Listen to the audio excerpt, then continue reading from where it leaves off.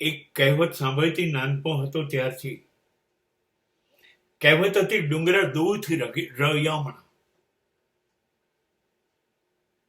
બહુ દૂર જતા હતા. અમે લગભગ શામળાજી કેસરિયાજી શામળાજી બાજુ જતા ત્યારે પણ, અને અંબાજી આબુ તરફ જતા ત્યારે પણ રસ્તામાં બંને તરફ પહાડ આવતા ત્યારે બસમાંથી ટ્રેનમાંથી જોયા જ કરતા કે પહાડ કેટલા સરસ છે, આ પહાડ પર જવા મળે તો કેવું સારું.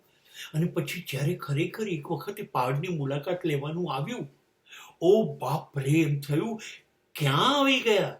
આ ઢાળ ચઢાતા નથી, નકરા કાંકરા છે, વૃક્ષો છે નહીં, હાંફ ચડે છે, શ્વાસ થાકી ગયો છે.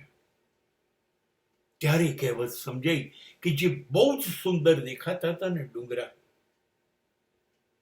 એ દૂર હોય ને ત્યારે જ સારા લાગે. અને એની પરથી મારા મગજમાં એક સમજણ પેદા થઈ કે સંબંધો પણ દૂરથી સારા લાગે. જેમ સંબંધો નજીક આવે ને એમ અળખામણા થઈ જાય. જ્યારે જ્યારે તમે સંબંધમાં ઊંડા ઉતરશો, તમને એવું લાગે તમે બહુ નજીક છો સંબંધોની. સંબંધો દૂર જ સારા, પ્રેમ દૂરથી સારો. કોઈ તમને 24 કલાક છાતીએ ચોંટીને ઊભું રે ભેટીને તો તમને નહીં ગમે. એવું સંબંધોનું એવું છે, બહુ નજીક ના રાખો, ચોક્કસ અંતર રાખો. સંબંધો કોઈ દિવસ નજીકમાં સુખ આપી શકે નહીં, દુઃખ જ આપે. એટલે મારું એક કહેવત ઉપરથી પ્રબળ માનવું છે.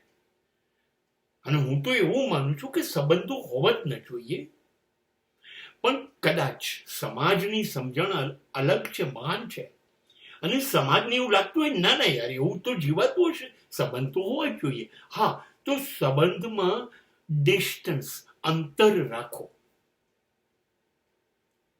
બહુ નજદીકિયા પેદા ના કરો. કેમ કે જો તમે એકબીજાને ઓળખી જશો, એકબીજાના પરિચિત થઈ જશો કે આ તો આવા છે, તો સંબંધમાં જે રસ હોવો જોઈએ ને એ ખતમ થઈ જશે. માણસ જ્યારે બરોબર જાણી લે કે આવું છે, અને ત્યારે એનો એમાંથી રસ ઓછો થઈ જાય છે.